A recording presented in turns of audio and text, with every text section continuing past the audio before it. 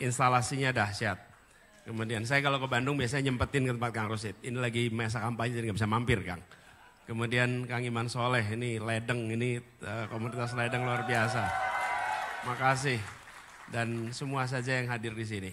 Dan ini adalah memang saya bilang kita ingin agar proses demokrasi kita ini lebih dialogis, lebih terbuka.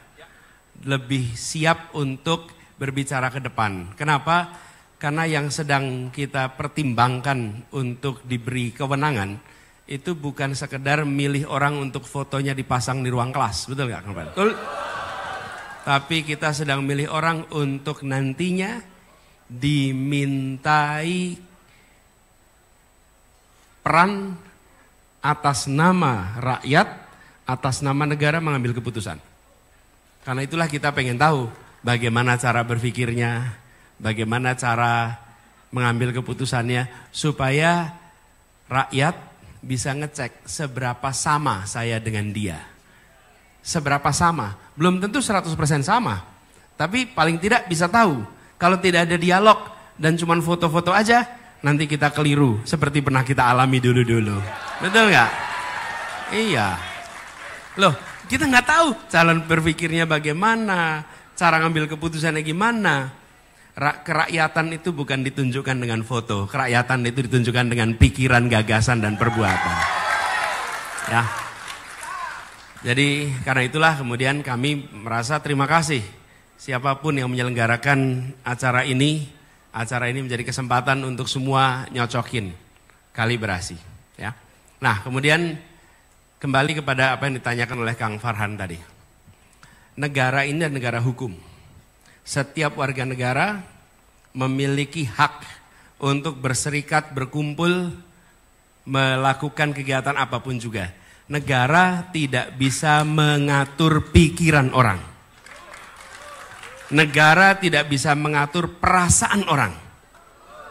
Yang negara bisa atur adalah perbuatan. Bila melakukan perbuatan yang melawan hukum, maka hukum akan mengambil tindakan untuk didisiplinkan. Betul ya? Jadi pikirannya tidak boleh. Nah kita harus menghormati pikiran. Kadang-kadang kita ingin menyamakan pikiran. Kadang-kadang tanpa sadar kalau ada orang beda pikiran harus sama dia dengan saya. Tidak boleh. Tidak boleh. Dalam ruangan ini saja belum tentu semua pikirannya sama. Dan negara tidak pernah bisa mengatur pikiran.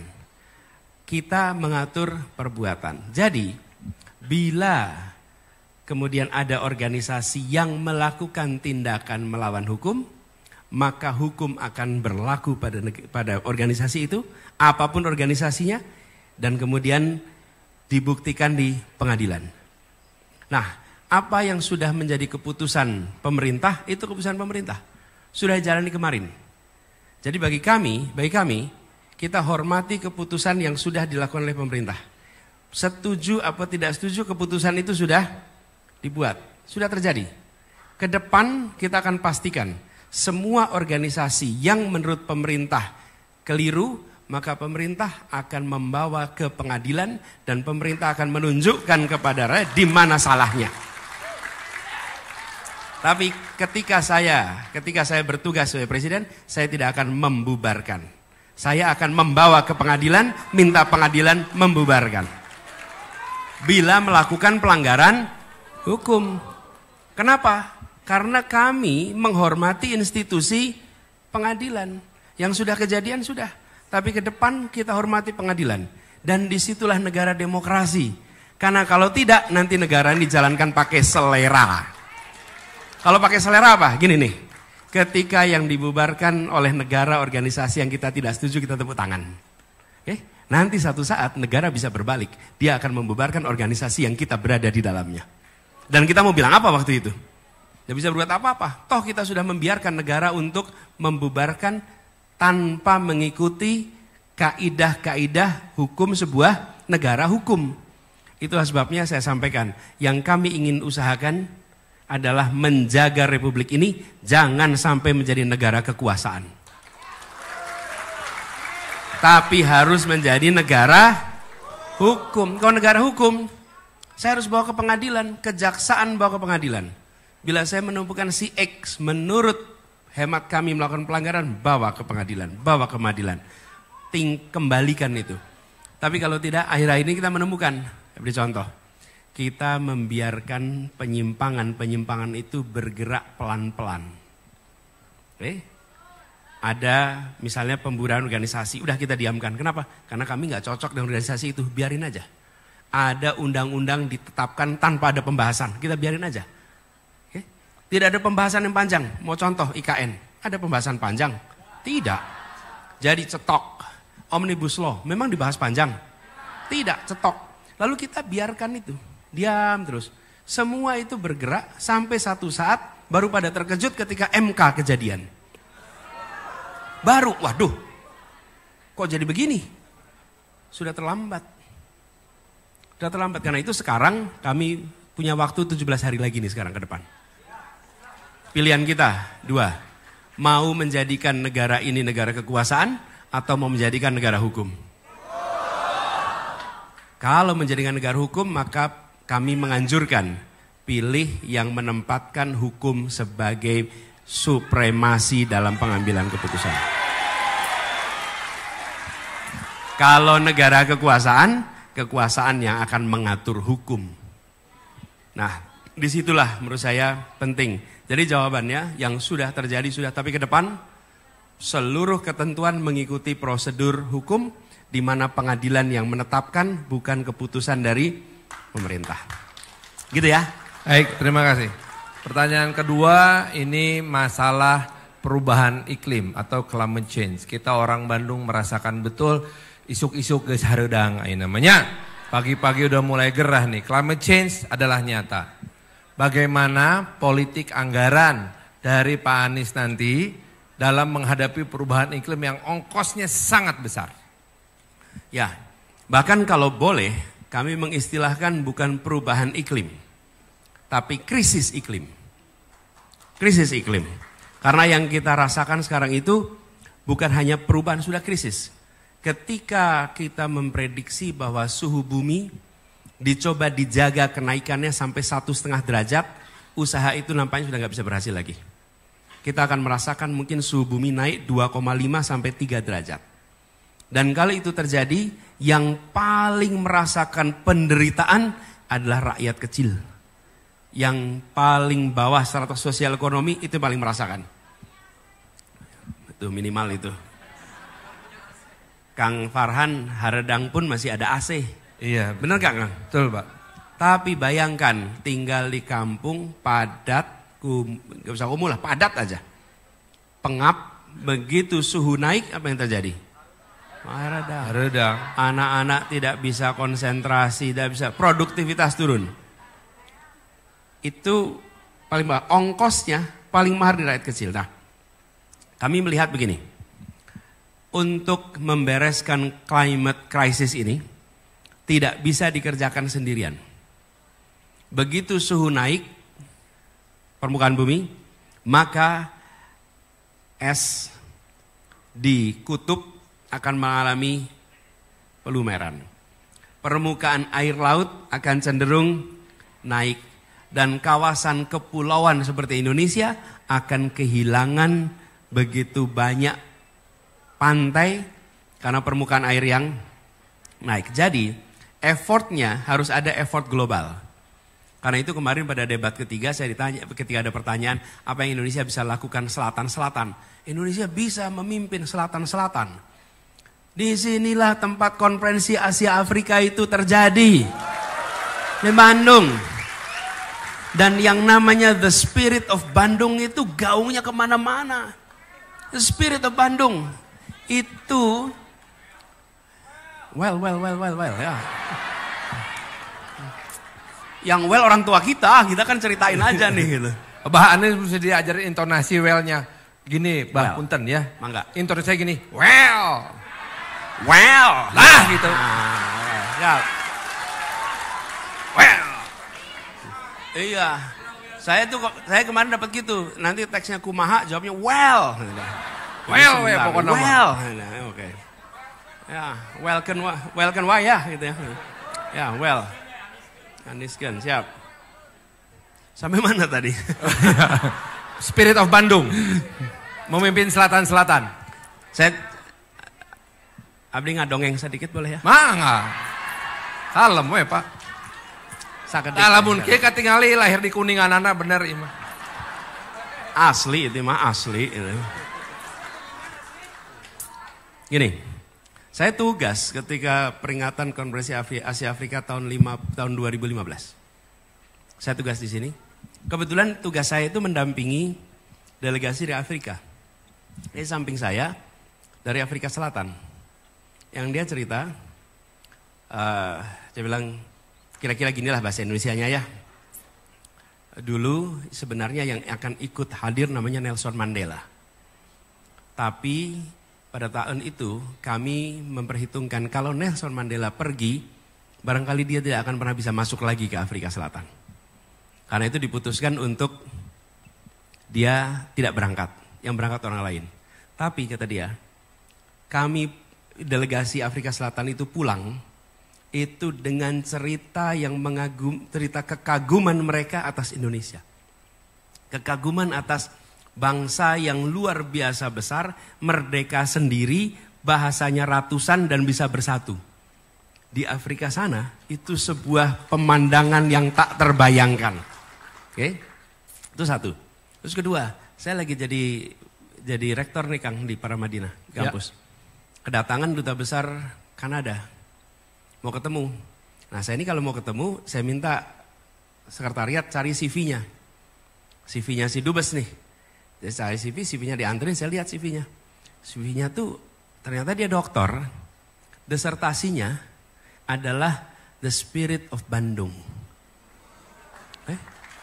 Hari saya bilang, kok apa ini? Jadi ketika dia duduk saya tanya, gimana ceritanya Anda disertasinya tentang Spirit Bandung? Dia cerita, dulu saya baru lulus di Kanada, ditugaskan jadi diplomat muda ke berbagai negara Afrika. Di setiap negara Afrika itu, setiap kali mereka bicara selalu menyebutkan Spirit of Bandung. Di negara-negara ini apa ini barang ini katanya. Karena Spirit of Bandung itu cerita semuanya. Jadi sampai pada saya disertasi nanti belajar itu. Menceritakan betapa pengaruhnya. Ibu sekalian, bangsa ini itu bangsa yang akan didengar oleh dunia jika kita memilih berbicara pada dunia. Tapi bila kita milih absen, dunia nggak ngedengerin kita. Tapi kalau kita milih hadir, bagaimana kita didengar? Kalau sidang umum PBB aja kita nggak hadir. Bagaimana kita mau didengar kalau kita tidak menyampaikan kepada semua pesan dari Indonesia? Ini bukan sekedar rapat, ini adalah kita hadir sebagai warga dunia untuk bertanggung jawab atas dunia. Kenapa saya sampaikan ini? Ini kita bicara tentang climate crisis. Tidak bisa climate crisis itu diselesaikan oleh Indonesia sendiri. Jadi Indonesia harus memimpin negara selatan-selatan, berbicara dengan utara, dan membawa agenda untuk penyelamatan climate crisis itu. Yang kedua, kita sendiri mulai bereskan di sini. Kita tambah kawasan hijau. Kami di Jakarta kami kerjakan tuh. Menambah lahan hijaunya, mengurangi karbon emisinya. Kita kurangin itu. Dan mengurangi karbon emisi harus kita kerjakan serius. Jadi ketika ditanya komitmen fiskalnya apa? Komitmen fiskalnya adalah salah satunya lakukan pembangunan transportasi umum supaya warga pindah dari kendaraan pribadi kendaraan umum dan transportasi umumnya berbasis listrik. Oke?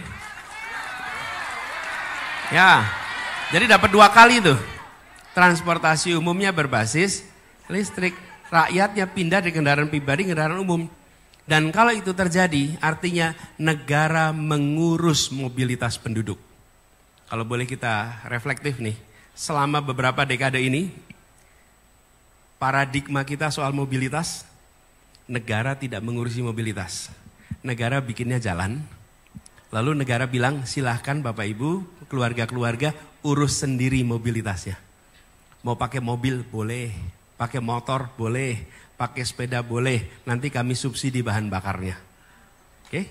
Tapi negara tidak mengurusi mobilitas. Kenapa transportasi umum gak jadi prioritas? Ke depan kita akan prioritaskan transportasi umum di kota-kota di seluruh Indonesia. Dan lalu kalau itu terjadi, maka biaya hidup keluarga langsung turun. Iya, coba bayangkan, suami istri 3 anak, anaknya 3-3-nya sekolah SD, SMP, SMA. Setiap hari ongkosnya mahal, biaya sekolahnya gratis, bensinnya mahal, waktunya mahal. Tapi kalau kita menggunakan transportasi umum, insya Allah malah anak-anak sekolah bisa berangkat sekolah transportasi umum tanpa harus bayar. Jadi biaya hidup langsung turun. Lalu emisi karbon itu berkurang. Lalu yang tidak kalah penting adalah sumber pembangkit energi yang saat ini masih menggunakan non-renewable resources. Nah, ini tidak bisa berkelanjutan. Tapi phasing out-nya, keluarnya itu harus dilakukan secara bertanggung jawab. Kalau kita mendadak pindah, apa yang terjadi? Nanti akan ada jutaan orang yang menderita. Tidak boleh kita mendadak pindah tanpa memikirkan exit strategi. Mau contoh mendadak pindah tanpa exit strategi? Namanya pantura. Pantura itu sebuah kawasan yang hidup. Hidupnya dari mana? Mobilitas orang. Betul? Lalu kita bangun jalan tol. Begitu bangun jalan tol, seluruh pantura mati. Nggak boleh. Kita harus memikirkan bagaimana mereka mengalami exit. Bukan ditinggalkan.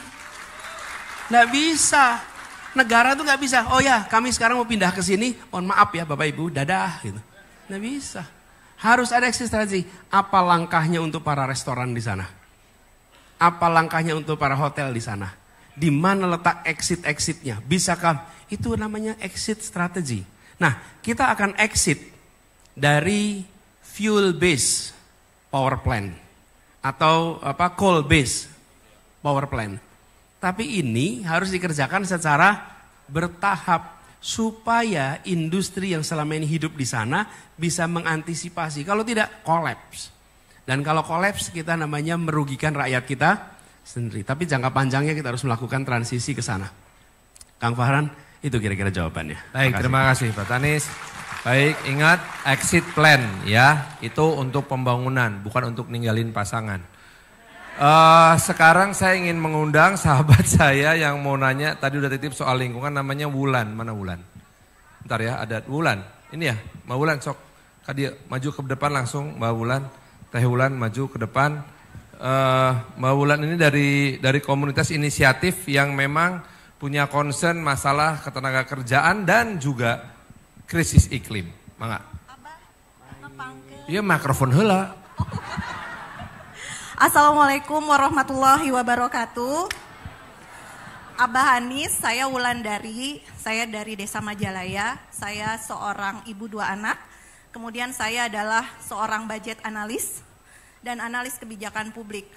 Dari 2007 saya menyelenggarakan melek anggaran publik untuk rakyat. Namanya Sekolah Politik Anggaran, Bah. Dan itu bagaimana kedaulatan anggaran publik itu bisa menjadi kedaulatan rakyat. Yang sekarang ini kedaulatan anggaran itu hanya ada di kalangan oligarki. Dan di mana keputusan-keputusan anggaran rakyat nggak pernah ditanya, Bah. Mana prioritas? Jadi kedaulatan anggaran itu adalah kedaulatan dari mulai proses, dari mulai perencanaan, kemudian penetapan anggaran, pelaksanaan, pertanggungjawaban, dan kedaulatan atas hasil.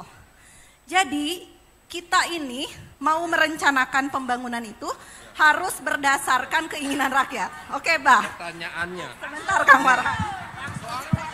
Oh iya, ini Pak Anies. Misi 3 Pak Anies mewujudkan keadilan ekologis.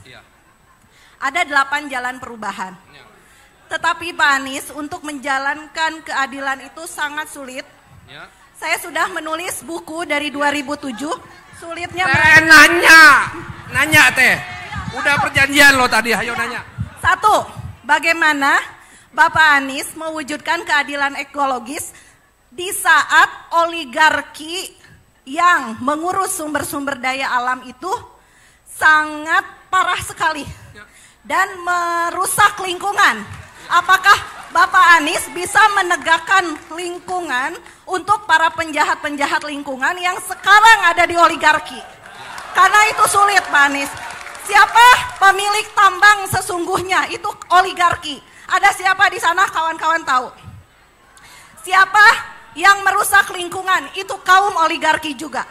Siapa yang merusak lahan hutan? Itu oligarki juga. Terima kasih Pak Anies. Terima kasih Teh Wulan. Ini bukunya dibawa lagi aja. Ini. Oh, ini untuk Pak Anies, mangga dipersembahkan untuk Pak Anies, mangga. Ya. Ini handphonenya. Ini pertanyaannya. Simpan. Ibu foto. Sok sini foto dulu. Ya, sok. Mana kameranya? Sini. Saya sama Ibu sama Pak ini. Dia, nah itu dia. Sok. Teh, sok sini. Oke. Iya. Siap. Lihat sini.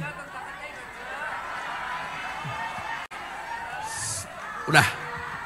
Itu nuhun. Teh Wulan nuhun. Ini kertasnya. Ya. Ini hasil riset. Ya. Nuhun. Nuhun Teh Wulan, hebat. Tepuk tangan. Harap maklum saya gemes. Mangga Mbah Anies. Siap.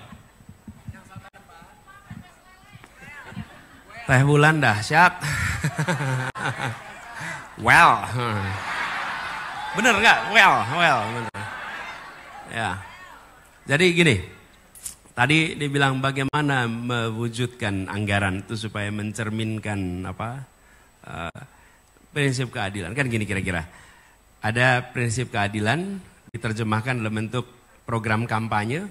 Lalu setelah berada di pemegang kewenangan, kampanye itu harus diwujudkan dalam bentuk program pemerintah. Gitu ya kira-kira. Ini salah satu hal yang kami bersyukur mengalaminya di Jakarta. Apa itu?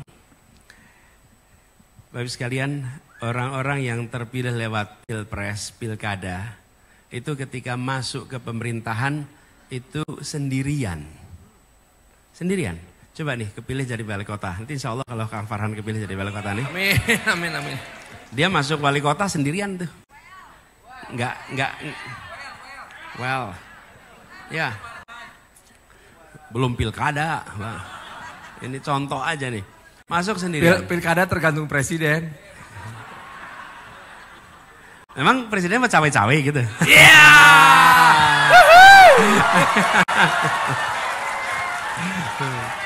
Aduh, gimana Kang? Iya. Siap, oke, balik lagi. Ya. Jangan sampai kalau ke sana harus netral, kalau ke sini nggak apa-apa nggak netral. Repot nanti kita. Iya. Terusin dikit. Jadi apa yang dijanjikan? Apa yang masuk sendirian? Karena itu masuk sendirian itu maksudnya begini. Semua yang ada di dinas, kepala badan, dirjen itu adalah birokrasi yang menopang kepemimpinan sebelumnya. Jadi begitu bawa sesuatu yang baru itu mudah sekali ditelan oleh birokrasi dan tidak jadi kebaruan. Jadi kebaruan. Karena itulah ketika kami kemarin memimpin di Jakarta, kami membentuk yang namanya Tim Gubernur untuk Percepatan Pembangunan. TGPP. Jumlahnya lebih dari 50 orang. Mereka menerjemahkan janji kampanye menjadi program. Memastikan masuk dalam anggaran, memastikan jadi kegiatan, dan ada alat monitoringnya. Alat monitoring itu dikenal dengan istilah F8K. Itu kalau di DKI semua dengar F8K langsung siap, paham. F8K itu ada formulir 8 kolom. Dalam kolom-kolom 8 itu dimonitor setiap 2 minggu setiap bulan. Memastikan bahwa apa yang dikomitmenkan itu deliver. Jadi janji itu diwujudkan dalam program dijalankan. Pengalaman kami kalau tidak ada itu hilang di jalan. Hilang di jalan. Pernah dulu ada yang punya janji A, B, C, D, E, F, G. Ketika di ujung nggak bisa terwujud. Kenapa? Karena masuk ke dalam mesin birokrasi yang mengerjakan dari tahun ke tahun itu terus. Nah itu juga nanti ketika kami bertugas, Teh Wulan, yang kami akan kerjakan. Kami ingin memastikan itu masuk, mana Teh Wulan tadi? Masuk ke dalam program yang kemudian muncul dalam aktivitas dalam anggaran. Karena kalau tidak, itu anggaran itu bisa digonta-ganti namanya, isinya sama. kegiatannya sama. Dan itu ada ada praktek yang sudah tahu sama tahu bertahun-tahun. Jadi kalau melakukan perubahan masuk di situ. Nah, dari pengalaman kami melihat di Jakarta itu bisa terjadi. Apa yang muncul? Akibat itu program-program kita ini bisa terlaksana di Jakarta justru karena ada tim yang bergerak di situ, mengawasi tiap 2 mingguan. Itu satu. Terus yang kedua, terkait dengan kekuatan yang ada.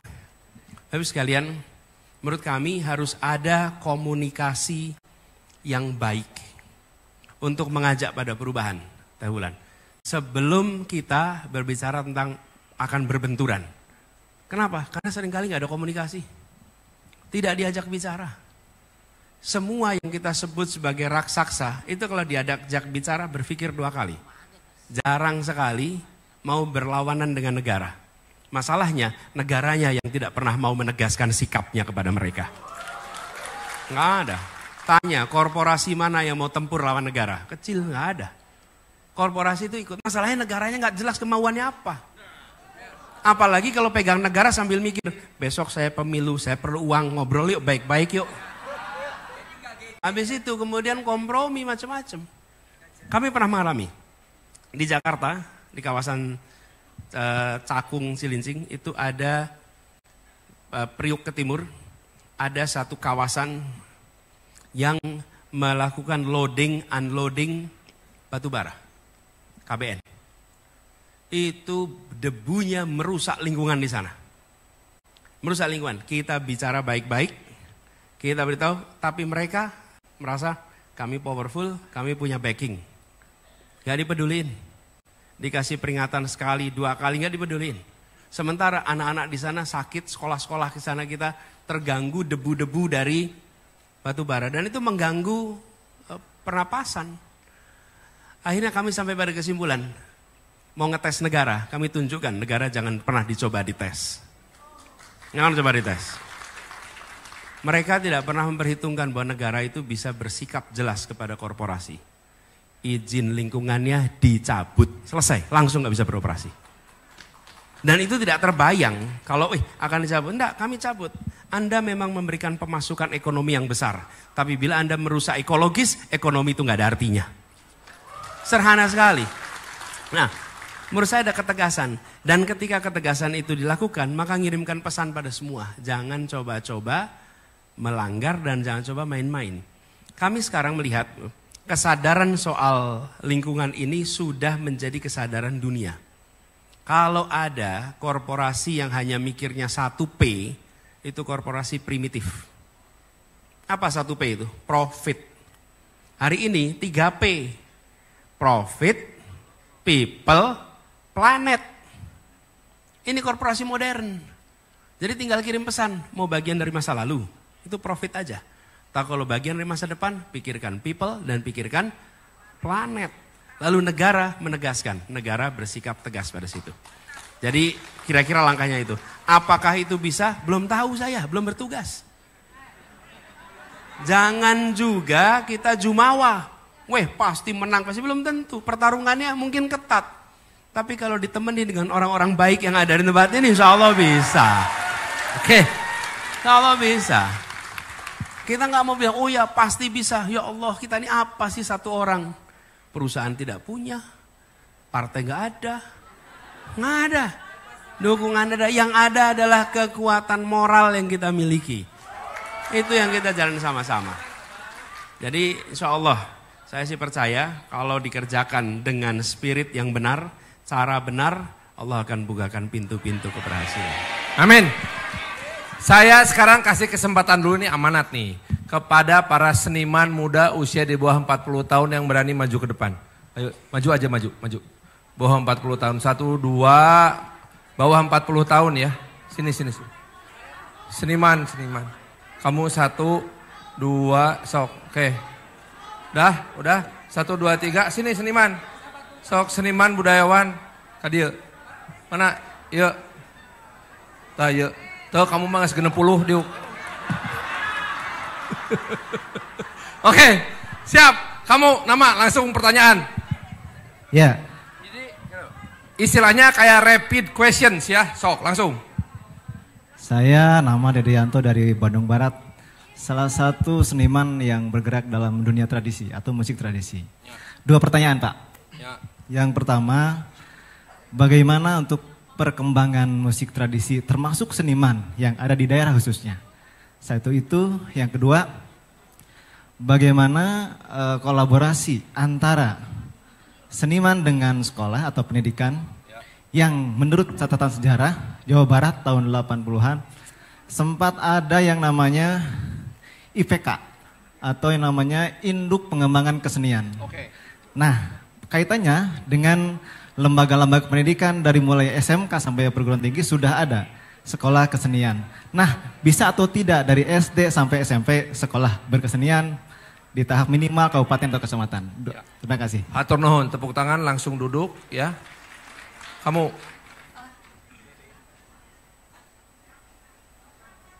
Ya, dah. Ya nuhun. Sok calik, engal hei. Kewe heula okto. Terlambat pohon nyiapkeun kamera, kamu. Halo Pak Anies atau Abah, perkenalkan saya Syakila dari jurnalistik. Saya mau tanya ke Abah tentang, sebelumnya saya tanya dulu ke teman-teman ibu-ibu dan bapak-bapak, apakah udah pada tahu 28 simpul kesejahteraan Amin? Loh. Belum. Mohon dicari ya setelah ini. Jadi saya mau nanya tentang poin nomor 7 tentang pekerja kreatif, Abah. Di situ saya nggak lihat ada regulasi tentang AI, di mana AI ini pada saat ini sangat mengancam kami para seniman gambar maupun seniman tulisan, apalagi seperti ChatGPT kan, Bah. Itu tuh sangat mengancam kami sebagai seniman. Termasuk mengancam Taylor Swift ya, terus? Iya betul. Nah, jadi gimana rencana Abah meregulasi AI yang mengancam para seniman, terus gimana cara Abah mengawal atau melindungi kami, para seniman yang sebelum ada AI aja kami sudah rentan atau sering direndahkan sama orang-orang. Oke, siap. Terima kasih, langsung duduk lagi. Next. Bentar, Abah lagi nyatat-nyatat dulu. Oke, go. Selamat siang, Bah.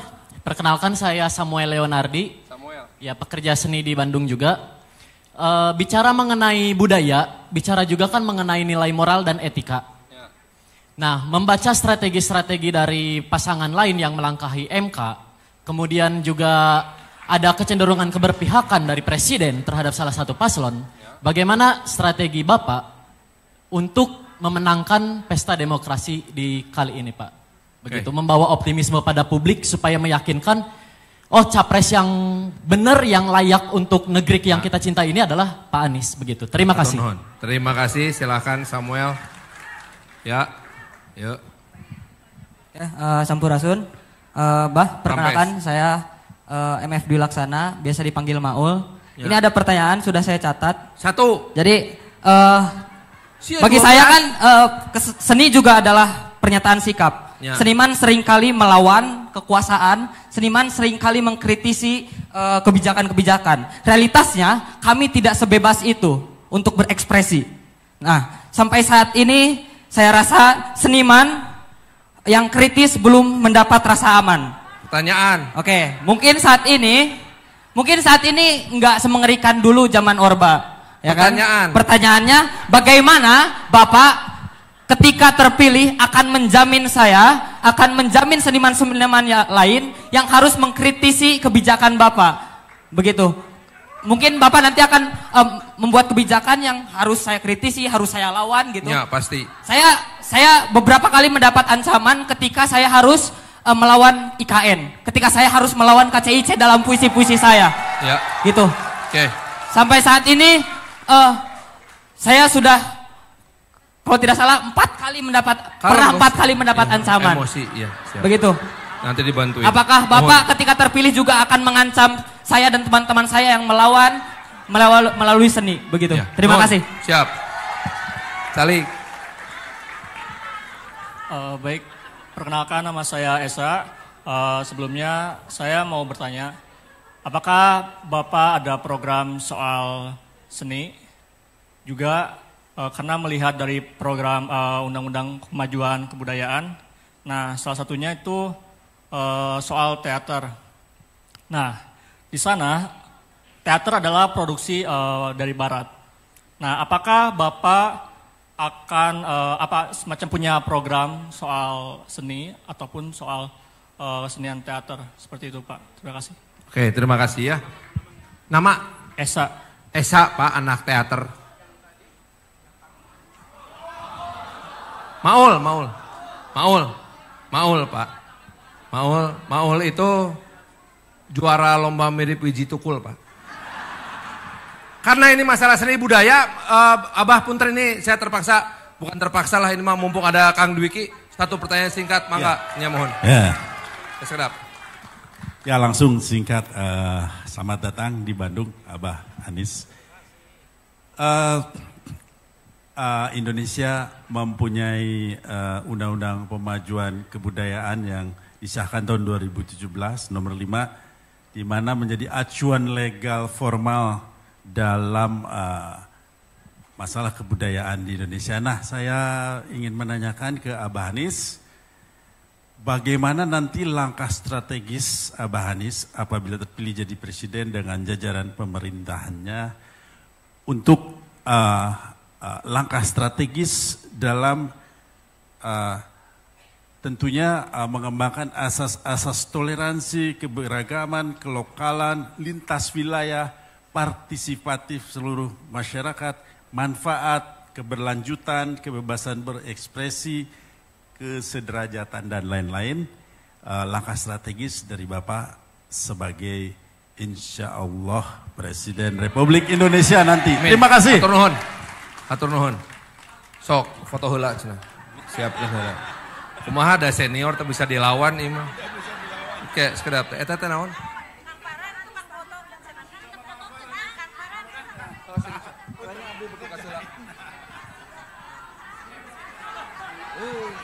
Parem kamerana mah. Oh iya, siap. Well, tos. Ya, sok langsung. Pak Anies tolong dijawab. Ya, nanti diserahkan sekalian. Udah. Lingkungan. Tapi ini udah dimarahin sama timnya, Pak. Jawab dulu. Pak Anies jawab dulu ya, takut kebanyakan. Ya, gini, terima kasih atas begitu banyak semangatnya. Itu artinya kita cinta Republik ini dan ingin Republik ini lebih baik ya. Kita peduli. Nah, cuman gini teman-teman, memang minta maaf tadi kan acara juga sempat mundur ya di sini ya. Saya minta maaf sekali. Dan memang harus diakui ketika keluar dari acara di Tegalega itu keluarnya agak susah, agak panjang. Jadi minta maaf tapi tadi teman-teman mohon dimaklumi. Semua yang datang itu datang dengan harapan. Bukan datang karena bayaran. Nggak ada. Yang di sini juga nggak ada orang bayaran di sini, nggak ada. Dan itu yang saya rasakan selama 1,5 tahun perjalanan saya. 1,5 tahun itu ketemu dengan orang-orang yang penuh semangat, penuh dengan harapan, dan itu terungkap dari mata, dari badan, dan dari jabat tangan. Itu luar biasa. Jadi minta maaf agak terlambat. Tapi di sisi lain di Purwakarta ada orang menunggu di lapangan yang panas juga di sana. Di sini ruangnya AC masih mending. Di sana panas. Jadi maklumi ya kalau kemudian kita harus berbagi juga dengan di sana ya. Oke. Gini teman-teman. Sebagian saya catat di sini, sebagian gini. Kang Dede tanya soal pendidikan sekolah kesenian. Kemudian Eka tanya tadi tentang teater. Mas Dwiki bicara tentang rencana strategis. Ini semua tentang kebudayaan dan kesenian. Kemudian Kang Samuel bicara tentang ancaman Pilpres besok. Bagaimana supaya tidak dikalahkan oleh kecurangan. Tadi istilahnya kalau tidak salah nanti serah rekaman lagi. Tapi bagaimana strategi Pak Anies untuk mencegah tidak dikalahkan oleh kecurangan kira-kira. Kemudian Kang Maul tadi bicara tentang seniman terancam kalau mengkritik. Apa jaminannya kalau Anda nanti tidak mengancam ketika memegang kewenangan. Saya akan jawab yang pertama soal yang demokrasi dulu ya. Disampaikan tadi. Bung Samuel, Yang diselamatkan itu bukan suaranya Anies, bukan suaranya Muhaimin, tapi suara rakyat yang ingin perubahan. Oke? Karena itu saya mengajak kepada seluruh rakyat Indonesia untuk mari menjadi pengawas luar di TPS. Yuk datangin TPS, jagain sama-sama. Jagain sama-sama. Setelah saya nyoblos jangan pulang. Tunggu sampai penghitungan selesai.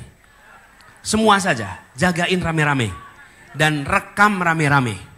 Karena ini adalah menyelamatkan suara-suara Anda semua yang ada di TPS itu.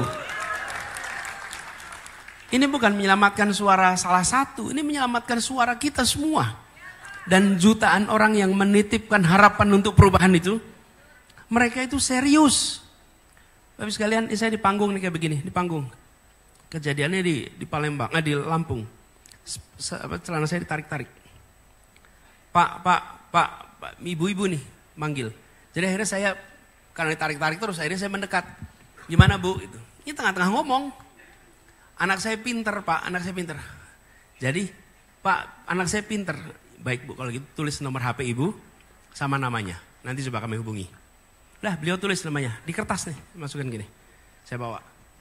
Nanti kita hubungi. Dah Bu, nanti ya. Kami perlu beasiswa Pak, biaya sekolah mahal. Oke, dah.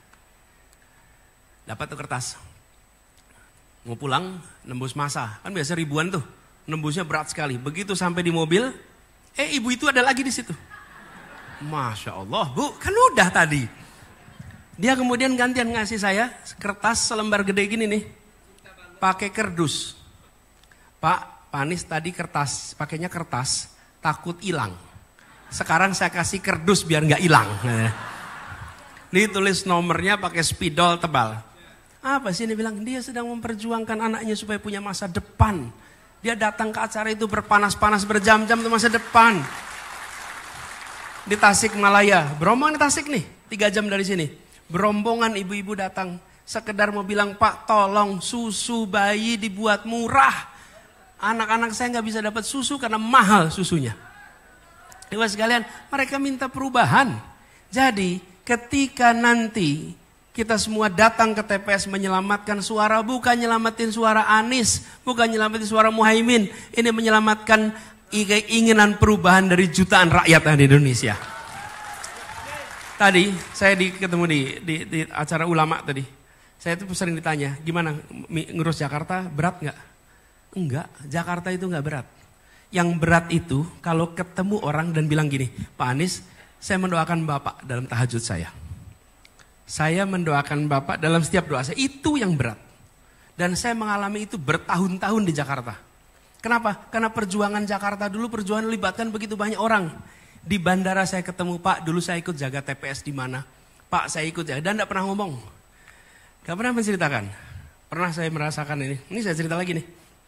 Saya ke Mataram. Sewa mobil Innova 2 hari. Pas pulang, supirnya bilang, Pak Anies boleh gak minta foto? Boleh. Ya foto sama-sama. Lalu pas lagi foto, dia bilang, Pak, saya dan teman-teman nyewa bis berangkat ke Jakarta untuk ngawal TPS pada saat pilkada di Jakarta. Oke? Dan Bapak itu tidak bilang ke saya di saat saya baru datang. Bilangnya pas lagi mau pulang, itu yang berat. Saya ke Balikpapan, mampir ke pasar, mau beli rotan tikar. Sampai begitu sampai sana, Pak, kumpul-kumpul semua Pak di sini. Semua ini berangkat Pak, ini berangkat Pak, ini berangkat Pak, ini berangkat Pak ke Jakarta semuanya. Tidak pernah mereka itu bilang kami datang ke Jakarta lalu kembali lagi ke Jakarta bilang Pak Anies saya minta sesuatu, nggak ada. Dan kemudian ketika saya mau pulang, ini uniknya lagi, Pak jangan pulang buru-buru Pak. Yang beliin tiket kami mau ketemu sekarang di sini. Itu yang beliin tiket nggak pernah mencoba ketemu saya dan bilang Pak dulu saya ikut kontribusi pemenangan DKI, nggak pernah. Jadi saya bilang yang merasakan saya berat itu bukan ngurusin Jakartanya, tapi pertanggungjawaban moral dengan orang-orang yang dulu mendukung ketika perjuangan. Nah, jadi makanya saya minta kalau doain apa? Doain amanah, doain istiqomah, itu aja. Gak lebih dari yang lain ya.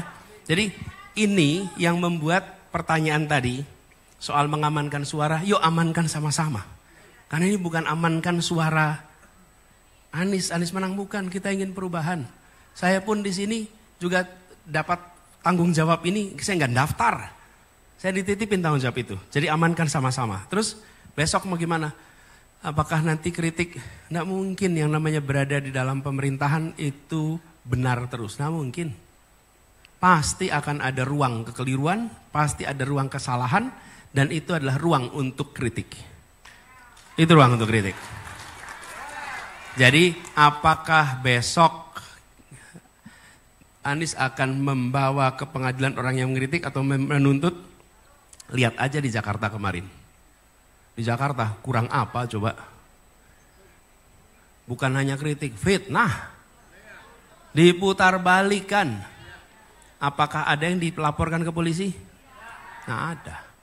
Kemarin tidak melaporkan, besok tidak melaporkan. Itu. Kalau kemarin lapor, besok lapor. Kalau kemarin nggak lapor, ya besok nggak lapor. Justru itu yang mau kita ubah. Masa hari ini orang takut untuk mengkritik? Mulai kapan negeri ini jadi negeri yang takut, isinya orang-orang yang diberikan rasa takut? Kita harus kembali memerdekakan republik ini di dalam memberikan kritik kepada negara. Dan itu komitmen kita. Aturan-aturan seperti undang-undang ITE yang kayak karet itu, insya Allah itu mari kita revisi supaya tidak bisa dimanfaatkan. Kemudian juga pasal-pasal yang lain, gitu ya. Oke, itu yang terkait dengan demokrasi. Kemudian yang kedua,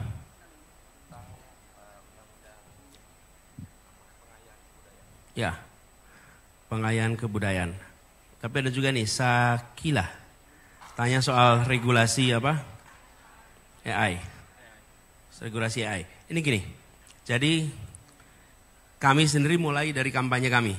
Kami menggunakan karya-karya manusia beneran, bukan karya-karya dari mesin. Oke. Dan selalu kita menuntaskan kewajiban kami sebagai konsumen kepada yang memproduksi. Boleh dicek di semua karyanya. Jadi nomor 1, kita harus tegas negara tentang penghargaan pada kreativitas dan keaslian manusia. Karena ini tidak bisa digantikan dengan teknologi apapun. Nah mungkin AI pun akan mungkin melakukannya. Kemudian kita ingin agar mengenai intellectual property, hak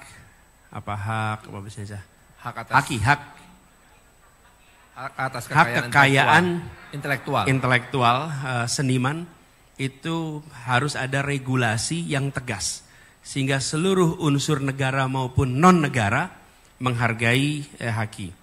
Lalu kita harus mengkampanyekan dan menggaungkan pembelian karya-karya seniman-seniman lokal di seluruh Indonesia. Harus ada.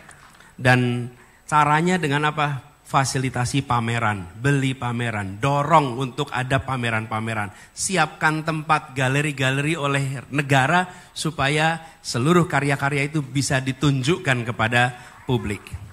Kemudian ada badan yang melindungi seniman bila membutuhkan bantuan hukum atas dilangkahinya. Karena kalau tidak, seniman nggak kuat bayar lawyer. Yang seniman yang gede-gede yang bisa. Kalau yang lagi baru memulai, berat itu. Jadi kita harus lakukan itu. Lalu kita harus mulai ada kebijakan shaming, mempermalukan mereka yang menggunakan karya tanpa membayar hak ciptanya. Dan sekarang sudah terjadi itu shaming. Jadi dan kita ingin agar teman-teman para seniman sudah harus memiliki organisasi yang mengawal profesinya. Supaya di antara rekan-rekan profesi ada usaha menjaga kode etik di antara semuanya. Ya, itu sebagian jawabannya. Mudah-mudahan menjawab ya. Kemudian, Anda di sini, Sakila. Nah sekarang tentang kesenian. Kenapa saya taruh di terakhir ini, Mas Dwiki, Bung Eka, sama Bung Dede? Karena begini, saya melihat membangun ekosistem kebudayaan itu yang harus dibangun oleh negara. Negara harus mau invest di bidang kebudayaan. Negara harus mengeluarkan anggaran yang cukup di bidang kebudayaan. kami lakukan di Jakarta. Ketika saya mulai bertugas, Dinas Kebudayaan dan Pariwisata dipisah. Karena pariwisata itu untuk penghidupan, Dinas Kebudayaan untuk kehidupan. Itu dua hal yang berbeda. Jangan dicampur. Yang satu for profit, yang satu for civilization. Yang satu itu membangun peradaban. Dan di situ negara hadir membiayai. Pisah itu. Nah kemudian negara masuk dengan invest. Kami malah berencana seperti kita bangun di Jakarta. Alhamdulillah Jakarta sekarang punya Taman Ismail Marzuki yang siapapun yang datang pasti akan bilang ini adalah cultural center kelas dunia. Pas dulu dibangun banyak yang mengkritik.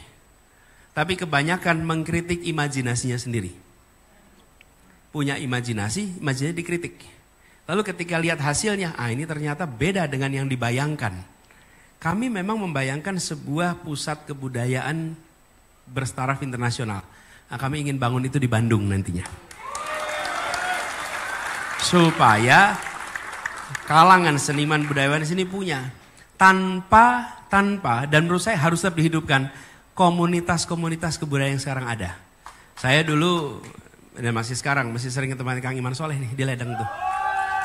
Itu komunitas itu tuh hidup. Inilah yang harus dijaga, jangan sampai mati. Kalau perlu negara mensupport apa yang bisa dikerjakan untuk kegiatan seperti itu. Supaya, kenapa? Lah yang datang dari sana seluruh Indonesia. Itu pada nyantri di sana. Dan proses mentoring yang luar biasa. Itu bayangkan kalau ada tempat seperti itu 20 saja. Widuh, dahsyat kita. Jadi kami membayangkan bangun ekosistem kebudayaan. Itulah sebabnya dulu Mas Dwiki, saya yang memproses tentang RUU pemajuan kebudayaan. Tengah-tengah jalan di reshuffle. Jadi nggak ikut di ujungnya. Tapi ikut dari mulai proses penulisan awal, naskah akademik sampai pengusulan itu kita jalanin. Tapi begitu di reshuffle, yang bikin acara pertama juga Ledeng di Iman Soleh tuh pas di reshuffle. Pulangnya saya ke sana. Jadi poinnya apa sih? Poinnya kita ingin memajukan kebudayaan. Lalu invest yang besar. Nah bagaimana caranya? Jangan mengatur sendiri. Negara punya kewenangan, tapi belum tentu punya pengetahuan. Jadi harus bicara dengan budayawan, harus bicara dengan seniman, apa roadmap yang harus dilakukan, apa rencananya, lalu negara hadir untuk memberikan dukungan finansial, dukungan fiskal supaya itu bisa berjalan. Tapi jangan negara yang menentukan. Karena negara belum tentu tahu apa yang sesungguhnya jadi kebutuhan untuk pembangunan kebudayaan. Ini juga yang kami terapkan dulu. Saya ingat waktu mau rekrut Dirjen Kebudayaan, saya bilang kita perlu Dirjen Kebudayaan yang bukan ASN. Karena ASN itu tumbuh besar dengan mengikuti regulasi. Sementara Dirjen Kebudayaan itu adalah membuat inovasi. Dan tidak ada regulasi mendahului inovasi. Cari aja coba. Tidak ada regulasi yang mendahului inovasi. Inovasi dulu baru ada regulasi. Karena itu kita harus cari orang non. Makanya Dirjen Kebudayaannya dari non ASN. Supaya bisa membangun ekosistem kebudayaan. Nah, jadi spiritnya seperti itu. Termasuk tadi ada pertanyaan tentang sekolah kesenian. Ini sekalian saya termasuk yang sangat ingin sekali ada lebih banyak lagi sekolah-sekolah kesenian di seluruh Indonesia. Karena ini dibutuhkan oleh bangsa kita. Jangan pernah anggap sepele bidang seni. Ini harus ada pendidikan bagi orang tua. Orang tua itu kalau dengar anaknya mau masuk bidang seni, aduh masa depannya gimana? Kita harus jelaskan masa depan itu milik orang kreatif. Dan orang kreatif itu ditumbuhkan dalam pendidikan seni. Dan itulah yang harus kita kerjakan. Jadi kira-kira seperti itu, saya setuju. Lalu teater. Sebagai sesama sarjana ekonomi saya bisa bilang berarti seniman bukan lahir dari fakultas ekonomi. Saya udah terlanjur kuliah di sana gitu, mau diapain lagi gitu. Nah, teater. Saya ini kalau saya boleh ditanya, saya akan bilang, ini bukan karena pertanyaan teater. Ini teman-teman bisa cek rekodnya sejak saya di kementerian. Salah satu anjuran yang saya paling sering katakan adalah, kirimkan anak Bapak Ibu masuk teater karena itu adalah salah satu pendidikan yang paling berdampak dalam perjalanan hidup anak. Imajinasinya tumbuh, motoriknya tumbuh, kemudian empati tumbuh, simpati tumbuh, itu percaya diri tumbuh. Itu di mana? Di teater. Jadi kalau lihat ada anak tidak kikuk mengelola tangannya, ini pernah belajar teater kira-kira. Tapi kalau anak masukin panggung lalu nggak tahu tangannya mau diapain, ini anak kelihatan nggak pernah teater nih. Anak teater itu sebuah tempat pendidikan. Tidak harus nantinya menjadi dramawan, aktor, nggak harus. Tapi pengalaman bermain teater di anak-anak itu penting sekali. Minimal 1 semester semua anak di Indonesia harus punya pengalaman main teater. Semua anak di Indonesia. Minimal, nggak usah nanti terus-menerus. Nah kalau main hobi terserah. Tapi minimal itu. Dan menurut hemat kami tidak boleh lagi peminjaman tempat untuk teater yang bayar. Harus digratiskan dimanapun juga. Nggak boleh. Karena orang mau latihan teater harus bayar. Masa mau pinjem gor buat latihan teater bayar? Jangan diizinkan. Karena ini adalah penumbuhan skill yang luar biasa dampaknya. Kalau tidak percaya di sini nanti Google. Apa manfaat bagi anak-anak untuk belajar teater? Harus. Dan ini menurut hemat kami salah satu, tidak harus semuanya. Ini saya udah dikasih kode, time no more. Time no more. Oke. Tapi Bandung forever. Iya. Ada yang mau pada Bandung kasih forever. kenang-kenangan ini. Yang pertama, sok kasih kenangan ini. Jangan pakai ngomong, saya fotoin aja. Assalamualaikum warahmatullahi wabarakatuh. Tetap semangat sehat selalu, Pak Amin. Ada Amin? Sini saya fotoin sok. Sini. Ini ya. Calon Presiden 2024. Saya calon presiden juga untuk Indonesia Emas 2045, Pak. Ya, sok. Nuhun.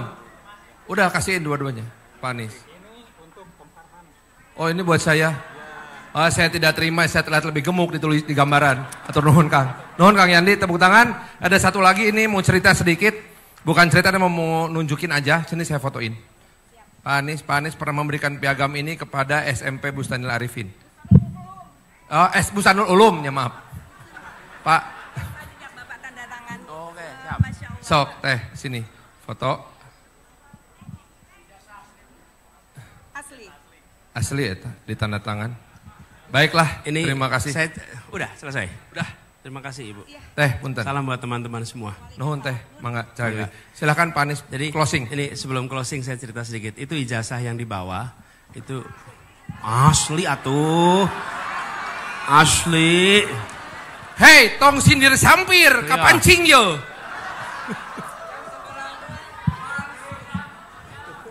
Iya. Memang tuh ngomong-ngomong soal ijazah tuh. Enggak, ada satu orang bupati yang rupanya diduga ijazahnya palsu. Ini bupati. Kemudian si bupati itu ditanyain, Pak, ini bener Pak Bupati dulu ijazahnya palsu? Ya enggak, setahu saya asli. Waktu dulu beli saya bilang minta yang asli. Jadi jangan sampai belinya yang palsu, kata dia. Saya baru tahu kalau ternyata saya dikasihnya yang palsu, kata dia. Oh, ya. Sudah diterima. Enggak, tapi ini bukan ijazah. Itu adalah sertifikat. Sertifikat integritas.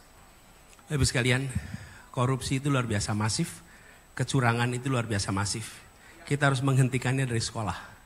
Karena itu ketika kami bertugas di kementerian, kami memberikan nilai kepada sekolah bukan nilai rata-rata UN-nya saja. Tapi yang diberikan adalah nilai kejujuran di sekolah itu. Dari mana ngukurnya? Ya kalau ujian UN itu ketahuan. Kalau satu kelas 100% jawabannya sama, benarnya sama, salahnya sama, di nomor yang sama. Berarti contek-contekan. Dan itu ada ukurannya, ketaker. Nah sekolah tempat beliau bekerja atau pimpin adalah sekolah yang masuk kategori berintegritas. Oke, ya. Nah sekarang saya mau penutup ya. Ya, Kang. Ini mau menyerahkan dulu bendera. 30 detik. 1 menit 47 detik kita menyanyikan Indonesia Raya. Dan merah putihnya hari ini kita kibarkan. Saya membawa bekal untuk Mas Anies, sahabat kami dari Bandung, bendera merah putih. Bendera merah putih yang kami kibarkan, kami berjalan Sabang sampai Merauke, mendata pulau 92 pulau terdepan. Artinya pulau itu adalah pagar rumah Indonesia. Merah putih di sana dan Tugu Soekarno-Hatta. Kita titipkan merah putih yang ada di pundak saya, kita bawa, itu adalah doa. Mas Anies akan menjaga di istana. Maka diserahkan benderanya.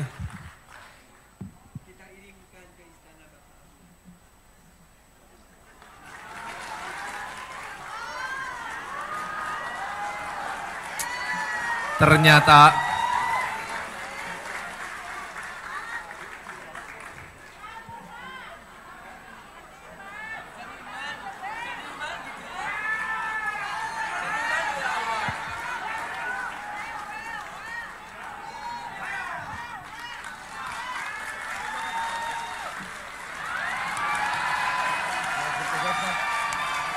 Sabar. Insya Allah. Insya Allah.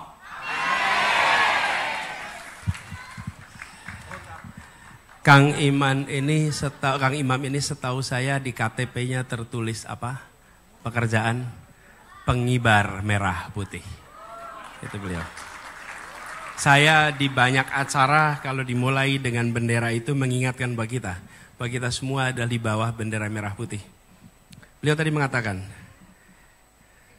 menaikkan bendera merah putih itu lamanya 1 menit 47 detik. Tapi jangan lupa, para pendiri republik ini menaikkan merah putih itu puluhan tahun lamanya, ratusan tahun lamanya. Dan hari ini hanya diperlukan kita berdiri. Bagi mereka diperlukan ribuan nyawa dihibahkan untuk republik ini bisa berdiri. Karena itu hari ini ketika kita bersama-sama di sini dan insya Allah ke depan perjuangan ini kita sama-sama jaga agar merah putih itu berkibar tinggi untuk selamanya. Jadi tugas kita itu mengibar tinggikan merah putih. Dan tadi disampaikan pesannya lewat puisi yang disampaikan Kang Iman tadi. Ini bicara tentang tanah kita. Dan ari-ari kita dikuburkan di tanah ini. Dan ibu kita menumpahkan darahnya di tanah ini. Jadi apapun yang kita perjuangkan jangan lupa. Ini adalah untuk Indonesia kita yang adil makmur bagi semuanya. Kang Iman Soleh, Kang Rosid ngirimkan pesan nih. Ini Kang Rosid ini ngirimin kayak begini ke rumah saya. Saya pasang di rumah di pintu masuk. Sebuah tempat untuk buk padi. Kemudian ada ornamennya sama berasnya nih. Ini tanda bahwa kita, apa sih yang menarik? Itu beras itu tidak hanya diletakkan di depan. Sama beliau diletakkan di depan, di ujung, di belakang. Artinya apa? Kesejahteraan untuk seluruh rakyat Indonesia. Jangan hanya pada mereka yang berada di depan. Nih, lihat di sini nih. Kita menyaksikan merah putih harus dijaga. Jangan sampai robek. Dan robek itu seterampil apapun penyulamnya tidak akan pernah bisa mengembalikan robeknya sebuah tenun. Bisa, sekali robek itu mengembalikannya susah. Jadi saya merasakan nuansa yang beda ketemu dengan para seniman, para budayawan, para pecinta Indonesia di kota Bandung pada siang hari ini. Apalagi di ujung saya dititipin merah putih. Insya Allah Kang Imam, merah putihnya ini dibawa dengan rasa hormat, dijaga kehormatannya dan dikibar tinggikan untuk Indonesia ke depan. Terima kasih buat semuanya, terima kasih buat semua yang hadir. Salam hangat untuk keluarga dan teman-teman semua. Assalamualaikum warahmatullahi wabarakatuh.